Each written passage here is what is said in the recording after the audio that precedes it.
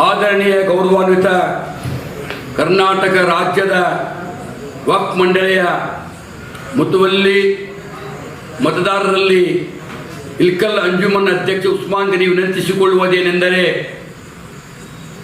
ದಿನಾಂಕ 19/11/2024 ನಡೆಯಲಿರುವ ವಕ್ಫ್ ಬೋರ್ಡ್ ಚುನಾವಣೆಯಲ್ಲಿ ನಮ್ಮ ಗುರುಗಳಾದಂಥ ಹಜರತ್ ಖ್ವಾಜಾ ಬಂದೇ ನವಾಜ್ ದರ್ಗಾದ ಸಜ್ಜಾದ ನಸೀರಾದಂತಹ ಡಾಕ್ಟರೇಟ್ ಪದವಿಯನ್ನು ಪಡೆದಿರುವಂತಹ ಒಂದು ಬಂದೇ ನವಾಜ್ ಯೂನಿವರ್ಸಿಟಿ ನಡೆಸುವಂತಹ ವಿದ್ಯಾವಂತರು, ಸುಶಿಕ್ಷಿತರು, ಹಾಫಿಜೆ ಕುರಾನ್ ಇದ್ದು ದರ್ಗಾದ ಸಜ್ಜಾದ ನಸೀರಾಗಿದ್ದು ಅವರು ವಕ್ಫ್ ಬೋರ್ಡ್ ಚುನಾವಣೆಯ ಸದಸ್ಯರ ಸ್ಥಾನಕ್ಕೆ ಸ್ಪರ್ಧೆಗಿಳಿದಿದ್ದಾರೆ.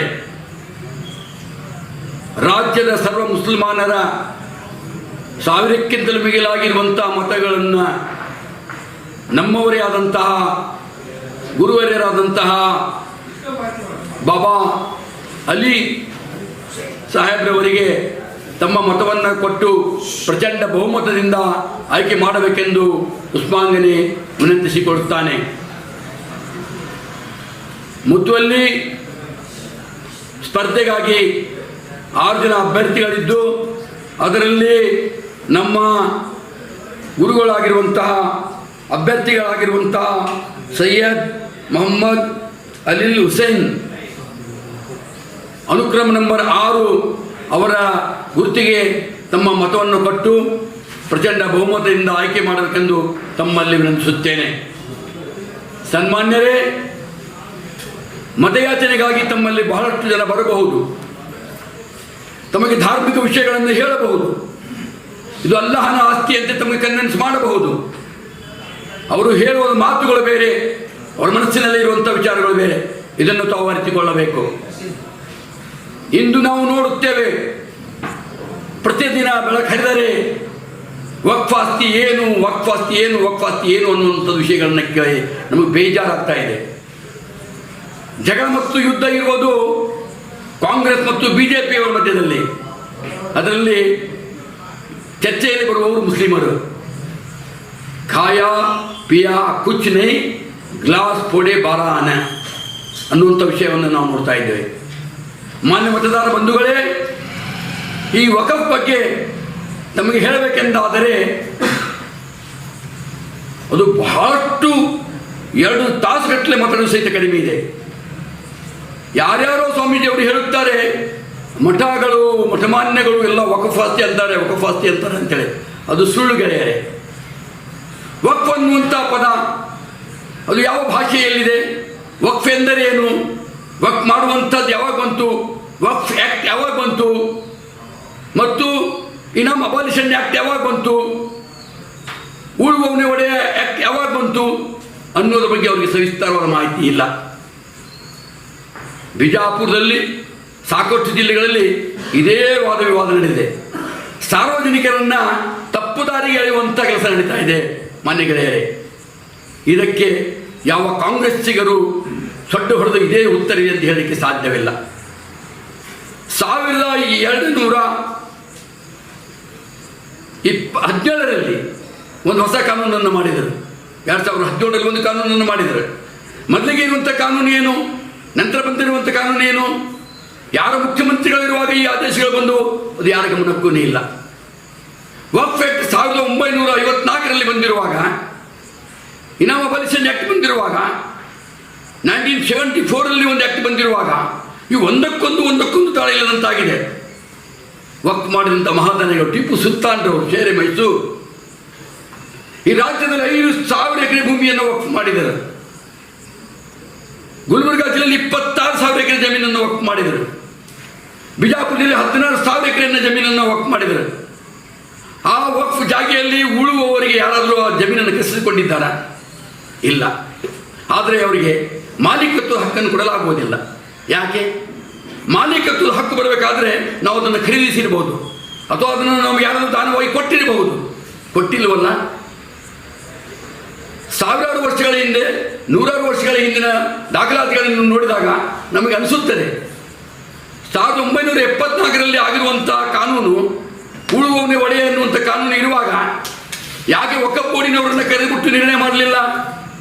ಟ್ರಿಬ್ಯುನಲ್ನಲ್ಲಿ ಯಾಕೆ ವಕಫ್ನವರಿಗೆ ಕರೀಲಿಲ್ಲ? ಇವೆಲ್ಲ ಒಂದಕ್ಕೊಂದು ತಾಳೆ ಇಲ್ಲದಂಥ ವಿಚಾರಗಳು. ಇವು ಬರೇ ಟಿವಿಯಲ್ಲಿ ಕೇಳಿ ಎಲ್ಲ ಮುಸ್ಲಿಮರು ಒಂದು ಮನಸ್ಸಿಗೆ ಬೇಜಾರು ಮಾಡಿಕೊಂಡಿದ್ದಾರೆ. ಹೇಳುತ್ತಾರೆ ಇದು ಮುಸ್ಲಿಮರ ಆಸ್ತಿ, ಇದು ಮುಸ್ಲಿಮರ ಆಸ್ತಿ. ಯಾವುದು ಮುಸ್ಲಿಮರ ಆಸ್ತಿ? ಒಂದು ಮಠಕ್ಕೆ ಸರ್ಕಾರದಿಂದ ದುಡ್ಡು ಕೊಟ್ಟರೆ ಆ ಮಠಾಧೀಶ ಸ್ವಾಮೀಜಿಯವರ ಮಾಲೀಕತ್ವ ಆಗುತ್ತಾರೆ. ಒಂದು ದರ್ಗಾಕ್ಕೆ 5 ಲಕ್ಷ ರೂಪಾಯಿ ಕೊಟ್ಟರೆ ಏನು ಆ ಮುಸ್ಲಿಮನು ಆ ಸಜ್ಜಾದರ ಮಾಲೀಕತ್ವ ಆಗಲಿಕ್ಕೆ ಸಾಧ್ಯನಾ? ಏನು ಮುಸ್ಲಿಮರಿಗಾಗಿ ವಕಫ್ನಿಂದ ಲಾಭ ಇದೆ? ನಮ್ಮ ತಾತ ಮುತ್ತಾತನವರು ಸ್ವರ್ಗದಲ್ಲಿ ಉನ್ನತ ಸ್ಥಾನ ಸಿಗುತ್ತದೆ ಅಂತ ವಕಫನ್ನು ಮಾಡಿದರು. ಹಜರತ್ ಉಸ್ಮಾನ್ ಗನಿ ರದಿಯಲ್ಲಾಹು ತಆಲಾ ಅನ್ನರವರು, ಹಜರತ್ ಉಮರ್ ರದಿಯಲ್ಲಾಹು ತಆಲಾ ಅನ್ನರವರು ಅವರು ಮಾಡಿದಂಥ ಅವರ ಒಂದು ಸುನ್ನತ್ ಮೇಲೆ ನಡೆಯುವಂಥ ಮುಸ್ಲಿಮರಿಗೆ ಸಿಗೋದಾದರೆ ಏನು? ಈ ರಾಜ್ಯದಲ್ಲಿ ಇರುವಂಥ ಪ್ರತಿಯೊಂದು ಮಸ್ಜಿದ್, ಈ ರಾಜ್ಯದಲ್ಲಿ ಇರುವಂಥ ಪ್ರತಿಯೊಂದು ವಕಫ್ ರಿಜಿಸ್ಟರ್ಸ್ ಸಂಸ್ಥೆ ತಾನು ಪರಿಶ್ರಮ ವಹಿಸಿ ದುಡಿದಂಥ ದುಡ್ಡನ್ನು, ಊರಲ್ಲಿ ಭಿಕ್ಷೆ ಬೆಳೆದಂಥ ದುಡ್ಡನ್ನು, ಹಣವನ್ನು ಕೊಟ್ಟು ಖರೀದಿ ಮಾಡಿ ಆ ಪ್ಲಾಟು ಆ ಜಾಗೆಯನ್ನು ವಕಫ್ ಮಾಡುವವರಿಗೂ, ವಕಫ್ ಹೆಸರಿಗೆ ಆಸ್ತಿ ಮಾಡುವವರಿಗೂ ವಕಫ್ನಲ್ಲಿ ರಿಜಿಸ್ಟ್ರೇಷನ್ ಮಾಡಿಕೊಳ್ಳುವುದಿಲ್ಲ. ಇದು ನಮ್ಮ ಸಣ್ಣದಾದಂಥ ಇಕಲ್ ನಗರದಲ್ಲಿ ಸುಮಾರು 22 ಮಸೀದಿಗಳಿದೆ. 22 ಮಸೀದಿಗಳು ತಮ್ಮ ಹೊಲವನ್ನು ತಮ್ಮ ಪ್ಲಾಟ್ಗಳನ್ನು ಕೊಟ್ಟ ಮೇಲೆ ಅದು ಆಗಿದೆ. ಯಾರೋ ಒಬ್ಬರು ಸ್ವಾಮೀಜಿಯವರು ಹೇಳ್ತಾ ಇದ್ರು, ಭಾರತ ದೇಶದಲ್ಲಿ ಇರುವಂಥ ವಕಫ್ ಆಸ್ತಿ 2 ಮಲೇಷಿಯಾಗಳಾಗುತ್ತದೆ, 3 ಸಿಂಗಾಪುರ ಆಗುತ್ತದೆ ಅಂತ. ಅಲ್ಲ ಸ್ವಾಮೀಜಿಯವರೇ, ಸ್ವಾಮೀಜಿ ತಾವು ಏನನ್ನು ಹೇಳ್ತಾ ಇದ್ದೀರಿ? ಈ ದೇಶದಲ್ಲಿ ಈ ರಾಜ್ಯದಲ್ಲಿ ಇರುವಂಥ ಮುಸ್ಲಿಮರಿಗೆ ಸರ್ಕಾರದಿಂದ ಭೂಮಿ ಕೊಟ್ಟಿದೆಯಾ? ನಮ್ಮ ತಾತ ಮುತ್ತ ಕೊಟ್ಟು ಸ್ವಾಮೀಜಿ ತಾವು ಏನನ್ನು ಹೇಳ್ತಾ ಇದ್ದೀರಿ? ಈ ದೇಶದಲ್ಲಿ ಈ ರಾಜ್ಯದಲ್ಲಿ ಇರುವಂಥ ಮುಸ್ಲಿಮರಿಗೆ ಸರ್ಕಾರದಿಂದ ಭೂಮಿ ಕೊಟ್ಟಿದೆಯಾ? ನಮ್ಮ ತಾತ ಮುತ್ತ ಕೊಟ್ಟಿರಬಹುದು, ನಾವು ಸಂಪಾದಿಸಿದ ಹಣದಲ್ಲಿ ಖರೀದಿ ಮಾಡಿಸಿದ ಪ್ಲಾಟ್ ಹೊಲ ಕೊಟ್ಟಿರಬಹುದು, ಅದು ಮಾತ್ರ ವಕ್ಫ್ ಆಗಿದೆ. ಏನು ಸರ್ಕಾರ ನಮ್ಗೆ ಏನಾದರೂ ವಕ್ಫ್ ಕೊಟ್ಟಿದೆಯಾ? ಇಲ್ಲ. ನಮ್ಮ ತಾತ ಮುತ್ತಿನವರು ಎಷ್ಟು ಸಂಪನ್ನರು, ಎಷ್ಟು ಸಂಭಾಯಿತರು, ಕೋಟಿ ಕೋಟಿ ಬೆಲೆ ಬಾಳುವಂಥ ಆಸ್ತಿಯನ್ನು ವಕಫ್ ಮಾಡಿದರು. ಅದರ ಉದ್ದೇಶ ಏನು? ಇದರಿಂದ ಬರುವಂಥ ಆದಾಯ ನಿರ್ಗತಿಕರಿಗೆ, ವಿಧೇಯರಿಗೆ, ಅನಾಥರಿಗೆ, ಸಾರ್ವಜನಿಕರಿಗೆ ಉಪಯೋಗವಾಗಬೇಕು, ಸ್ವರ್ಗದಲ್ಲಿ ಉನ್ನತ ಸ್ಥಾನ ಸಿಗುತ್ತದೆ ಅಂತ ಕೊಟ್ಟಿರೋದು ಗೆಳೆಯರೆ. ಆದರೆ ಇಂದು ನೀವು ಮುಸ್ಲಿಮರನ್ನ ಈ ವಕಫನ್ನು ಯಾಕೆ ಸೇರಿಸ್ತಾ ಇದ್ದೀರಿ ಅರ್ಥ ಆಗ್ತಲ್ಲ. ವಕ್ಫ್ ಆಸ್ತಿಗಳಲ್ಲಿ ಕರ್ನಾಟಕ ಸರ್ಕಾರ ಅಂತಿದೆ, ಬರೀ ಮುಸ್ಲಿಮರು ಅಂತ ಇಲ್ಲ. ಎಲ್ಲರೂ ಹೇಳ್ತಾರೆ ಮುಸ್ಲಿಮರು ಮುಸ್ಲಿಮರು ಅಂತೇಳಿ. ಮುಸ್ಲಿಮರಿಗೆ ಏನು ಲಾಭ ಇದೆ? ಮುಸ್ಲಿಮರಿಗೆ ಏನಾಗ್ತಾ ಇದೆ? ವಕಫ್ ಸಂಸ್ಥೆಯಲ್ಲಿ ವಕಫ್ ಬೋರ್ಡಿನಲ್ಲಿ ಬರ್ತಾರೆ, ಒಬ್ಬರು ನ್ಯಾಯಾಧೀಶರಿಗಿಂತ ಹೆಚ್ಚಿನ ನಿರ್ಣಯಗಳನ್ನು ತೆಗೆದುಕೊಳ್ತಾರೆ. ಉತ್ತರ ಕರ್ನಾಟಕದಲ್ಲಿ ಪ್ರತಿಯೊಂದು ಕಮಿಟಿಗಳಲ್ಲಿ, ಪ್ರತಿಯೊಂದು ದರ್ಗಾಗಳಲ್ಲಿ 2 ಕಮಿಟಿಗಳು, ಇಬ್ಬಿಬ್ಬರು ಸಜ್ಜಾದ ಸಿಂಗ್ಗಳು. ಯಾರು ದುಡ್ಡು ಕೊಡ್ತಾರೆ ಅವ್ರು ವಕಫ್ ಬೋರ್ಡಿನ ಚೇರ್ಮನ್ರು. ಅವ್ರಿಗೆ ಅಲ್ಲಾಹ ಗೊತ್ತಿಲ್ಲ, ಅವ್ರಿಗೆ ರಸೂಲ್ ಗೊತ್ತಿಲ್ಲ, ಅವ್ರಿಗೆ ಕುರಾನ್ ಗೊತ್ತಿಲ್ಲ, ಅವ್ರಿಗೆ ಅರಬ್ಬಿ ಬರುವುದಿಲ್ಲ. ಸತ್ತ ನಂತರ ಅಲ್ಲಾಹನು ಎಬ್ಬಿಸುತ್ತಾನೆ, ಕಬರದಲ್ಲಿ ಏನು ಅದಾಬಾಗ್ತದೆ ಗೊತ್ತಿಲ್ಲ.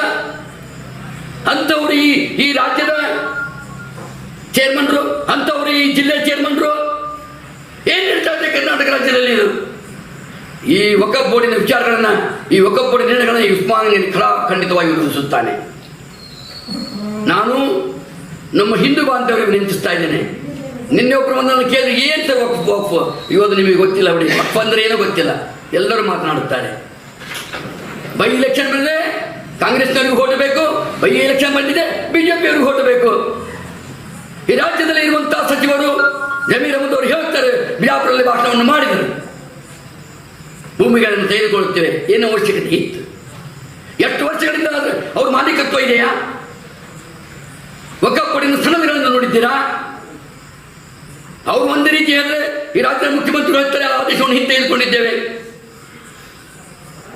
ವಕಫ್ ಆಸ್ತಿ, ವಕಫ್ ಸಂಸ್ಥೆ, ವಕಫನ್ನು ನಂಬಿಕೊಂಡದ ಮುಸಲ್ಮಾನ ಇದೊಂದು ನಾಟಕ, ಇದೊಂದು ನಚ್ಚಾಟಿ ಬಾಳೆ ಆಗಿ ಹೋಯ್ತಲ್ಲ. ಕಾರಣಕ್ಕಾಗಿ ಅಂಥ ಸ್ಥಾನದಲ್ಲಿ ಎಂಥವ್ರು ಕೂಡಬೇಕು, ಇಸ್ಲಾಂ ಧರ್ಮವನ್ನು ತಿಳಿದುಕೊಂಡವರಲ್ಲಿ ಕೂಡಬೇಕು. ಹಜರತ್ ಬಂದ ನವಾಜ್ ಅಲಿ ಸಾಹೇಬ್ ಅಂತಲ್ಲಿ ಕೂಡಬೇಕು. ಅವ್ರ ಹೃದಯದಲ್ಲಿ ಕುರಾನಿನ ಆಳವಾದ ಪರಿಪಠಣವನ್ನು ಮಾಡುವಂಥ ಒಂದು ಕುರಾನ್ ಅವರ ಹೃದಯದಲ್ಲಿದೆ. ಅವರು ಈ ಉತ್ತರ ಕರ್ನಾಟಕದ ಒಂದು ದರ್ಗಾದ ಸಜ್ಜಾದರಸಿನಾಗಿದ್ದಾರೆ. ಅವರು ಖಾಜಾ ಬಂದ ನವಾಜ್ ಒಂದು ಯೂನಿವರ್ಸಿಟಿಯ ಮುಖ್ಯಸ್ಥರಾಗಿದ್ದಾರೆ. ಇನ್ನೇನು ಬೇಕು? ಇಂಥವರನ್ನು ಬಿಟ್ಟು ಯಾರೋ ಬಂದು ಅಲ್ಲಾಹ್ ಅಂತ ಹೇಳಲಿಕ್ಕೆ ಬರದೇ ಇರುವವರು, ಇದು ಅಲ್ಲಾಹನ ಆಸ್ತಿ ಅಲ್ಲ ಆಸ್ತಿ ಹೇಳುವವರು. ನಾನು ಕೇಳ್ತೇನೆ, ಈ ರಾಜ್ಯದಲ್ಲಿ ಇಸ್ಲಾಂ ಆಡಳಿತ ಇದೆಯಾ? ಈ ರಾಜ್ಯದಲ್ಲಿ ಇರುವುದು ಡಾಕ್ಟರ್ ಬಾಬಾ ಸಾಹೇಬ್ ಅಂಬೇಡ್ಕರ್ ಅವರು ಬರೆದಿರುವಂಥ ಸಂವಿಧಾನ ಇದೆ. ಅದಕ್ಕಾಗಿ ಬನ್ನಿ ಗೆಳೆಯರೆ, ಯಾರೋ ಏನು ಹೇಳ್ತಾರೆ ಅವರಿಗೆ ಬಿಟ್ಟುಬಿಡಿ, ಅವರ ಪ್ರಶ್ನೆಗೆ ಉತ್ತರವನ್ನು ಕೊಡಬೇಕಾಗಿಲ್ಲ. ನಾನು ತೇದಾಳದಲ್ಲಿ ಇರುವಂಥ ಹಿರಿಯರಿಗೆ ಗುರಿಯರಿಗೆ ನಾನು ಸಲಾಂ ಹೇಳುತ್ತೇನೆ. ಯತ್ನಾಳರವರು ಮೊನ್ನೆ ಮಾತನಾಡಿದವರು ಮುಸ್ಲಿಮಾನರಲ್ಲ ಗೆಳೆಯರೆ, ಅವರು ಹಿಂದೂಗಳೇ. ನಮ್ಮ ಅಣ್ಣ ತಮ್ಮಂದಿರು ಹೇಳಿದ್ರೆ ಸಂಬಂಧ ಇಲ್ಲದ ವಿಷಯವನ್ನು ಯಾಕೆ ಮಾತನಾಡುತ್ತೀರಿ? ನನಗೆ ಅನಿಸ್ತು ಏನಿದು, ಅಲ್ಲಾಹಕ್ಕೆ ಲಾಠಿ ಮೇ ಆವಾಜ್ ನಹೀ ಹೈ. ನನಗೊತ್ತು ಒಬ್ಬರು ಫೋನ್ ಮಾಡಿ ಹೇಳಿ, ನಾವು ಅದನ್ನು ಹೇಳೋದಿಲ್ಲ,